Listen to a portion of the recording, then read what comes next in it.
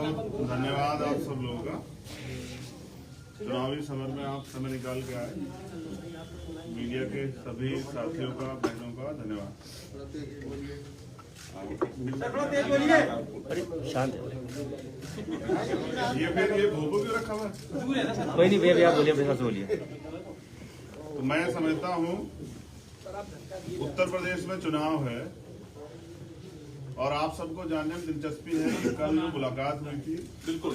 उसके बाद हम लोग गठबंधन में कितनी सीटों पे जा रहे हैं,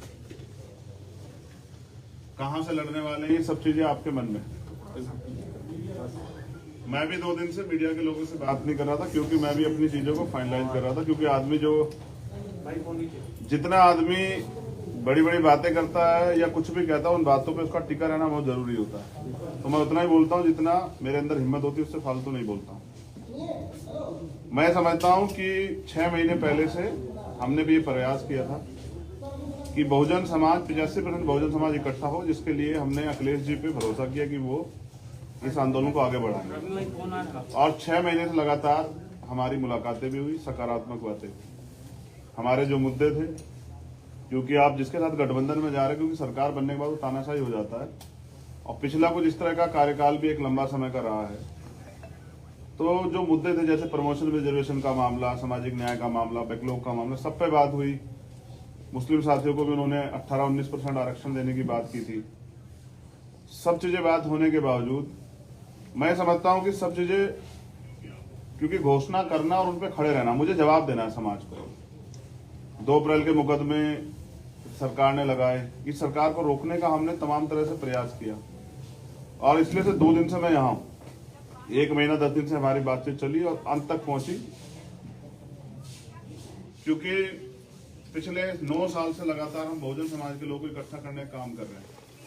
बड़ी मुश्किल से हम अपने लोगों के अंदर रीढ़ की हड्डी पैदा कर पाए। उनका विश्वास टूट गया था कि भाई वो आगे नहीं बढ़ पाएंगे, क्योंकि जब हमारे आंदोलन की विचारधारा बदली, जो पिछला आंदोलन था, तो तकलीफ हुई। अच्छा, इस विषय में ये भी याद दिला दूं कि आज बहन जी का जन्मदिन है, तो माननीय बहन जी को भी जो है जन्मदिन की हार्दिक बधाई। वो दीर्घायु हो, स्वस्थ रहें और उनके लंबी उम्र की मैं कामना करता हूं तथागत खुद से। भरपूर प्रयास किए गए, क्योंकि हमारे लोगों का एक भरोसा है। पिछली बार जो अखिलेश जी की सरकार में हुआ, उनको ये डर है कि अगर हमारा लीडर वहां नहीं होगा तो कल जो सरकार बन जाएगी हमारे लोगों के वोट से, तो मुझे नहीं लगता कि उनपे सारे मुद्दों पे बात हो पाएगी। क्योंकि जो उनकी पार्टी से शेड्यूल कास्ट के लीडर जीत के जाएंगे या नहीं भी जाएंगे, वो बेचारे अपने राष्ट्रीय अध्यक्ष के प्रति खिलाफ नहीं हो सकते। पूरी जिम्मेदारी से 2 दिन यहाँ रहने के बाद, सारी पार्टी कार्यकर्ता बात करने के बाद, सारी चीजों को छोड़ के हमने तय किया कि बीजेपी को रोकना है, किसी भी कीमत पर रोकना है। हम लोग बीजेपी को सत्ता में नहीं आने देंगे, क्योंकि मैं निर्दोष होते 16 महीने जेल में रहा, 100 से ज्यादा मुकदमे। आज भी आप देख लो कि प्रेस को नहीं करने दे रहे हैं। मुख्यमंत्री खुद प्रेस करते हैं, प्रधानमंत्री मास्क उतार के घूमते हैं सारे में। तो बीजेपी ने जो 69,000 शिक्षक भर्ती घोटाले के, इन सबको रोकने के लिए हमने एक कदम बढ़ाया। सकारात्मक रही सब चीजें, लेकिन अंत समय में मुझे लगा कि अखिलेश जी को दलितों की जरूरत नहीं है। वो इस गठबंधन में दलित नेताओं को, दलित लीडरशिप को नहीं चाहते। वो चाहते हैं कि उनको दलित वोट करें। लेकिन मेरा डर ये था कि अगर दलित उनको वोट कर देंगे तो कल जो उनके ऊपर एक आरोप पिछली सरकारों में भी रहा, क्योंकि मान्यवर काशीराम साहब को मैं नेता मानता हूं, उन्होंने भरोसा करके नेताजी को मुख्यमंत्री बनाया। फिर क्या हुआ आपके सामने। इसी डर को समाज के अंदर डर था। सारे बुद्धिजीवियों ने, हमने खुद में भी चर्चा की, सब लोगों ने कहा कि आप खुल के बात कीजिए कि कल ऐसा तो नहीं कि सरकार जाने के बाद, सरकार बनने के बाद जो है हम अपने विषय पे बात ही ना कर पाए, दलितों के साथ फिर वो शोषण हो, घर जलाए जाए, उनकी जमीन कब्जाए जाए, उनको पीटा जाए, उनको सताया जाए, महिलाओं के रेप हो, हाथरस जैसे कांड हो। और 2 दिन में निराशा हुई कि 1 महीना 10 दिन के बाद उन्होंने कल अपमानित किया। ये दुखद। अपमानित किया आपको? ये बहुजन समाज के लोगों का उन्होंने अपमान किया है। किसने सर? अखिलेश यादव ने। मुझे ये भरोसा था कि वो भी 85% बहुजन समाज के लोगों को इकट्ठा करने का प्रयास करेंगे, क्योंकि हम सब लोग भाजपा को रोकने का प्रयास कर रहे थे। मैं समझता कि यहाँ पीठ के दर्द के बाद भी 2 दिन से हूँ, कि किसी तरह से बात सकारात्मक हो जाए, लेकिन कल आने के बाद उन्होंने कहा था कि मैं शाम तक बताता हूं, उनका जवाब अभी तक नहीं। तो मैं समझता हूं कि वो इस गठबंधन में दलित समाज के लोगों को नहीं चाहते, जबकि बड़े पैमाने पे हमारे साथी जो हैं, जो कार्यकर्ता जिनकी वजह से आज चंद्रशेखर यहाँ बैठे हैं बीमार में आजाद समाज पार्टी के, उनकी ये मन था कि वो बीजेपी को रोकने के लिए इस गठबंधन का हिस्सा बने। मैंने कल ट्वीट भी किया था, आप सब लोगों ने अपने मीडिया के माध्यम से चलाया, तो मैंने कहा था कि आप अगुवा हैं, आपकी जिम्मेदारी है। दलित समाज, पसमानदा समाज, आपका दस्तकार समाज, पीड़ित समाज, वंचित समाज, पिछड़ा वर्ग के सारे नेता आपके साथ इसलिए इकट्ठा हो रहे हैं कि आप सामाजिक न्याय करेंगे। लेकिन मुझे लगता है कि अभी अखिलेश जी सामाजिक न्याय का मतलब नहीं समझ पाए। सामाजिक न्याय कहने से नहीं होता है। हम काशीराम साहब को मानने वाले लोग, जिसकी इतनी संख्या बार उसकी इतनी हिस्सेदारी की बात करते हैं, तो 25-25% दलितों की हिस्सेदारी ये है कि वो उनको गठबंधन में नहीं रखना चाहते। मीडिया के लोगों से मुझे शिकायत है कि बिना मेरे किसी ऑफिशियल स्टेटमेंट के, ना उनके कोई ऑफिशियल स्टेटमेंट के, आप लोगों ने भी किससे कहीं से खबरें चला दी कि ये सीट मिल रही है, वो सीट मिल रही है। नहीं चंद्रशेखर की TV9 ने चलाया, हमने नहीं चलाया। और मैं उन साथियों से भी कह रहा हूँ, कम से कम पत्रकारिता गरिमा तो बना कर TV9 ने चलाया, स्पष्ट कीजिए गठबंधन हो रहा है नहीं हो रहा है, काफी सारी बातें कहे, नाम लेकर स्टेटमेंट क्लियर कीजिए। और आगे की रणनीति आपकी क्या है? देखिए, मैं फिर मैं यही कह रहा हूँ ना कि 1 महीना 10 दिन से उन्होंने हमसे बात की, तय करके रखा और हमसे कहा कि आप परेशान मत हो। मैंने उनसे कहा कि आप बड़े भाई हैं, क्योंकि उनको चिंता हो या ना हो, वंचित वर्ग के लोगों की हमें चिंता है। मैं प्रमाणित भी करता हूं कि पिछले 5 साल में समाजवादी पार्टी के राष्ट्रीय अध्यक्ष किसी एक दलित की हत्या पे, रेप पे, कितने बड़े बड़े मामले में नहीं गए उनके घर। फिर भी हमने सारी चीजों को दरकिनार करके स्वाभिमान सम्मान की लड़ाई लड़ने वाले चंद्रशेखर उनके घर गए, 3-3 बार उनसे मुलाकात की, उनसे अपील की कि इसको बना लेते हैं। लेकिन वो शायद किसी मन से तय करके बैठे कि हमें दलितों की लीडरशिप नहीं खड़ी होने देनी। वरना मैं समझता हूं कि कल जब मैंने उनसे कह दिया था कि आप बड़े भाई आप तय कर लें, तो उनको मुझे बुलाना चाहिए। वो तो इसमें रोज दलित वंचित आपकी क्या मांगे थी उनसे जिनको उन्होंने नहीं मांगा? स्पेसिफिक अभी भी नहीं हो रहा है नहीं हो रहा है, चल रही है प्रेस कॉन्फ्रेंस, चल रही है, एक स्पेसिफिक लाइन क्लियर बिल्कुल की क्या हुआ है। हुआ ये है कि अखिलेश जी के ऊपर मैंने कल जिम्मेदारी छोड़ी थी वहां से आने के बाद कि आप तय कर लें कि आप हमें गठबंधन में चाहते हैं, क्योंकि बात सीटें और ये सब चीजें कई मायने रखती है।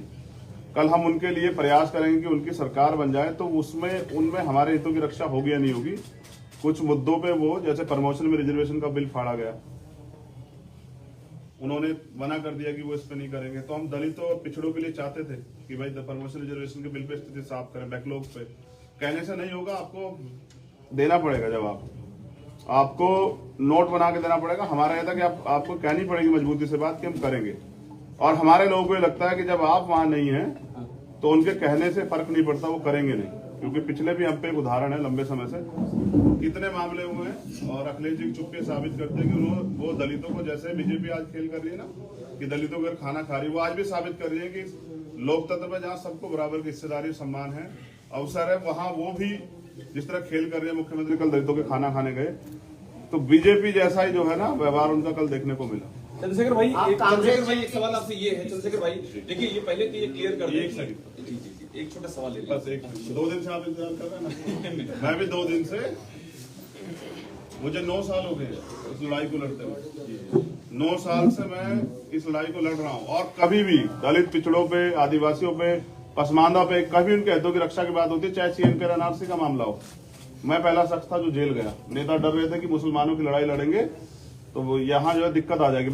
मेरी चीजें ये है ना, जो आपने पिछले घोषणा पत्र के थे आपने तो उनको तो पूरा नहीं किया, इसलिए मैं उनसे चाहता था कि वो स्टेट अपना जो है ना वो फाइनलाइज करें, मजबूती से रखें, लेकिन वो नहीं चाहते हैं हमारे मुद्दों बात करने। तो कहने से नहीं चलेगा, तो हमने तय किया है कि अभी हम समाजवादी पार्टी के साथ गठबंधन में नहीं जा रहे। अब हम, क्योंकि हमारे कार्यकर्ता जिन्होंने पिछले 6 साल से उत्तर प्रदेश में लड़ाई लड़ी है, घर घर जाके लोगों को तैयार किया है, बीजेपी के से हमने लाठियां खाई है, हमने मुकदमे झेले हैं, बीजेपी के खिलाफ जो है हम लोग लड़े हैं उत्तर प्रदेश में। CNP और NRC का मामला हो, चाहे वो 69 शिक्षक भर्ती का मामला हो, हम सड़कों पे लड़े हैं।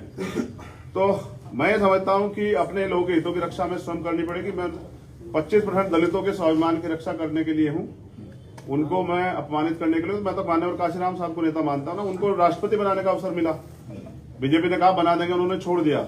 मेरी लड़ाई विधायक एमपी बनने की नहीं, लड़ाई सामाजिक न्याय की है।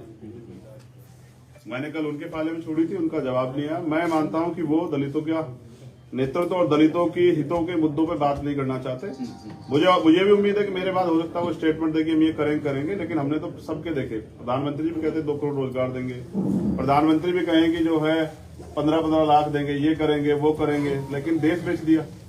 तो बीजेपी को सत्ता से रोकने के लिए मैं चाहता था कि एक लार्जर अलायंस बन जाए, क्योंकि अगर विपक्ष में थोड़ा सा बिखरा होगा उसका फायदा बीजेपी को होगा। इसलिए मैं 2 दिन से यहाँ। चंद्रशेखर भाई अब क्या करेंगे आगे? अब दलित समाज के लोग, वंचित वर्ग के लोग, बहुजन समाज के लोग अपने हितों की रक्षा के लिए अपनी लड़ाई स्वयं लड़ेंगे।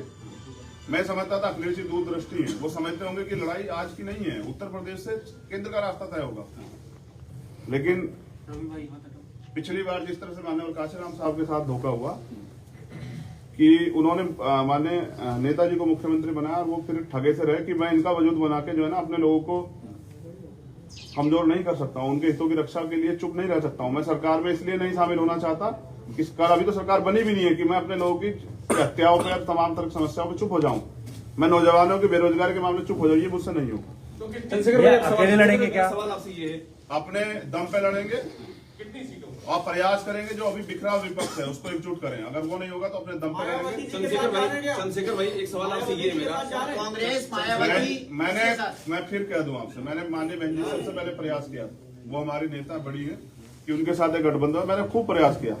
मैं स्वाभिमान सम्मान की लड़ाई लड़ता हूं, उसके लिए मैं तमाम मुकदमे और जेल सब चीजें देखी, तिहाड़ भी 2 बार गया, लेकिन मैंने हमेशा प्रयास किया कि एकजुटता बनी रहे। मैंने बहन जी से प्रयास किया, उन्होंने कोई इस पे सहमति दर की। मैंने भैया से प्रयास किया, मैंने उनको बड़ा भाई माना, क्योंकि मुझे पता कि शायद उनको कुछ ना हो, लेकिन अगर सरकार बीजेपी की आ जाती तो अगले 5 साल में जो दलितों को, मुसलमानों को, पिछड़ों को, आदिवासियों को और सब समाज को जो झेलना पड़ा और जो पिछले 5 साल में झेलना पड़ा, कहीं मैं उसका हिस्सेदार ना बन जाऊं। चंद्रशेखर भाई पर सवाल ये है कि आखिर वजह क्या रही? क्योंकि देखिए हम ये खबर लगातार चला रहे, गठबंधन नहीं हो सका, टीवी ने आपको अखिलेश जी 12:30 बजे मिलेंगे, लेकिन ये बताइए कि आप उनसे पूछिए कि कद बड़ा हो रहा है, इसलिए आपका कद बड़ा हो जाएगा इसलिए नहीं गठबंधन किया क्या? मेरा कद, मैं समझिए ना, मैं व्यक्तिगत तो लड़ाई लड़ ही रहा हूँ, मेरे कद की क्या है? अच्छा, क्या मैं, आप तो पूरे देश प्रदेश का मेरा काम जानते हैं, 23 प्रदेशों में हमारा संगठन है।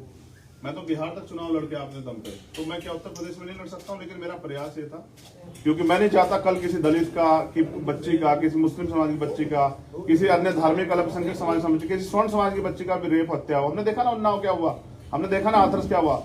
इस बीजेपी को रोकने के लिए मैंने अपना स्वाभिमान दांव पे लगा दिया, जबकि मेरे वर्कर नहीं चाहते थे, वो चाहते थे कि हम अपने हितों की लड़ाई स्वयं लड़े।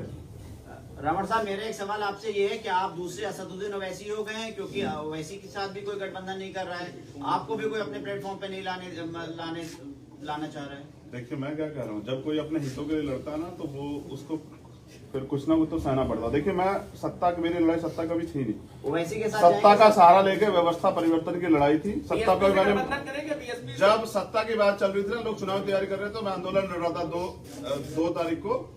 2 जनवरी को भोपाल में, जो पिछड़े वर्ग के हितों की रक्षा के लिए उनका आरक्षण जहाँ खत्म किया गया था, सरकार के खिलाफ लड़ रहा था। अभी आपने सर एक महत्वपूर्ण बात विपक्ष को एकजुट करेंगे, तो वो कौन लोग होंगे जिनको आप एकजुट करेंगे? मेरा प्रयास रहेगा, मैं सभी लोगों से नाम लेके बताइए सर, नाम लेके। क्या कह रहा हूँ, अब आप अगर आप ये भी सोचते हैं ना कि मुझसे तो नाम लेने की उम्मीद करते हैं, आप जाके उनसे पूछेगा कि आपने ऐसा क्यों किया। जब आप पूछेंगे तो मैं पर्सनली आपको नाम लेके बताऊंगा। मेरा काम है कि जो बटा हुआ विपक्ष है वो एकजुट, और मैं इसके लिए 2 दिन और प्रयास करूंगा पूरी जिम्मेदारी से। नहीं होगा तो भीम आर्मी के लोग, आजाद समाज पार्टी को अपने दम पे चुनाव लड़ेंगे। और गलत ये है ना कि मैं आपको अगर बुला के 10 बजे कि पीसी 10 बजे है और आपको 12 बजे तक इंतजार कराऊं तो आपका काम बाधित होगा। मुझे ऐसा लगता है मेरे साथ यही हुआ कि पिछले 2 महीने से हमसे कहा गया कि आप जो है ना हमारे साथ मिलकर वो करेंगे। हमारा प्रयास था, हमारा समाज चाहता था कि बीजेपी से किस तरह से छुटकारा मिले, और हम लड़े 5 साल। किसी का मामला हो, उन्नाव का हो, हाथरस का हो, जौनपुर का हो, 4 दलितों की हत्या की जाती, कभी कोई व्यक्ति नहीं जाता है। प्रयागराज में 4 दलितों के सामने उसकी माँ उस बच्ची के साथ हत्या होती है। आपने कुछ सीटों की मांग की थी क्या अखिलेश जी से? बात हिस्सेदारी की है, जिसकी इतनी संख्या बारी उसकी इतनी हिस्सेदारी। आपको वो 3 सीटें, चंद्रशेखर भाई आपको 3 सीटें दे रहे थे, हमारी जानकारी है, और उसमें 2 सीटें कह रहे थे आप उनके सिंबल पे लड़िए। तो मैं क्या कह रहा हूँ, ये आप उनसे पूछेगा कि दे रहे थे या नहीं दे रहे थे। आजाद भाई TV9 का आखिरी सवाल, आजाद भाई TV9 का आखिरी सवाल ये है कि आप किसको अप्रोच करेंगे, प्रियंका जी को, बहन जी को, या फिर अगर बात नहीं बनती तो अकेले कितनी सीटों पर मैंने लड़ेंगे? कहा कि मैंने हमेशा प्रयास किया, लेकिन लड़ाई जो है ना यहाँ इस प्रदेश में महिला सुरक्षा की है। ये लड़ाई इस प्रदेश में हक अधिकार की है, लड़ाई इस देश में बुनियादी है, मुद्दों की राजनीति है। मैं धर्म और उसकी राजनीति में नहीं जाता हूँ कभी, लड़ाई मुद्दों की राजनीति और मुद्दों पे बात नहीं होती। तो प्रियंका जी के साथ जाएंगे। महत्वाकांक्षाएं बहुत बड़ी हो गई है, ऐसी चर्चा पॉलिटिकल करते हुए तमाम जिस तरह से आपने स्टैंड रखा है, सपा के लीडरों का भी स्टैंड है, क्या कब ये राजनीति में पहुंचे जो बात की जा रही है, कोई अधिक मुद्दा आपको? मुझे बस इतना बताइए कि विधायक बनने के लिए किस उम्र की जरूरत होती है, उसकी सीमा क्या है बताइए। मैं किसी में हूँ, आप बताइए, पत्रकार है ना, आप बताइए क्या सीमा होती है एक विधायक का चुनाव लड़ने के लिए। मैं एक बड़े समाज को बिलोंग करता हूँ और मेरे चिंता है। अगर आप ये कहना चाहते हैं कि दलित समाज के लोग अपना प्रतिनिधित्व मांग रहे हैं तो गलत कर रहे हैं, तो ये आपकी गलतफहमी है। इंडिविजुअल राजनीतिक मैं फिर क्या कर रहा हूँ, इंडिविजुअल राजनीतिक महत्वाकांक्षा, मैं तो जिसको नेता मानता हूँ उन्होंने राष्ट्रपति का पद छोड़ दिया। मैंने उनको बड़ा भाई कहा और मैं इस रिश्ते को निभाऊंगा, लेकिन लड़ाई प्रतिनिधित्व की है, हिस्सेदारी की है। आपके ऐलान समाज के लोग किससे भीख नहीं मांग रहे हैं सर। आपके ऐलान के बाद अगर अखिलेश जी का फोन आता है तब आप क्या करेंगे? अभी आपने कहा अखिलेश जी ने फोन नहीं किया, अगर आपके ऐलान के बाद अखिलेश जी का फोन आता है तब मैंने आप क्या कहा, फोन नहीं किया ना, जिनको जिम्मेदारी लगाई थी उनके साथ बात नहीं की है। दरवाजे बंद हो चुके हैं क्या आपकी तरफ से समाजवादी के लिए? राजनीति में कभी दरवाजे बंद नहीं होते हैं। जो लोग एक दूसरे के खिलाफ मुकदमा कराते हैं वो भी साथ लड़ जाते हैं। मेरा प्रयास ये है कि एक मजबूत आप विपक्ष बनता जो बीजेपी को रोकता, जिसमें सबकी भागीदारी होती है। आप बताओ उनके पास अभी कोई दलित समाज के कोई पार्टी लीडरशिप है क्या? मेरे आज के बाद शायद वो किसी को इकट्ठा करने लग आप जाए। दलित समाज मुस्लिम समाज की बात करते हैं, क्या वो इसी के साथ आएंगे आप चुनाव लड़ने? अकेले हैं, 1 और 1 11 होते हैं, वो ऐसी के साथ जाएंगे।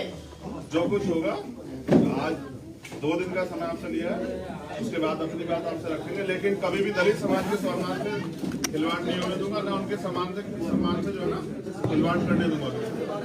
मैंने विश्वास किया कि हम इस बीजेपी को रोकने के लिए सक्षम हैं और हम जो बिखरा फिर उसको इकट्ठा करेंगे, एक मजबूत लड़ाई लड़ेंगे उत्तर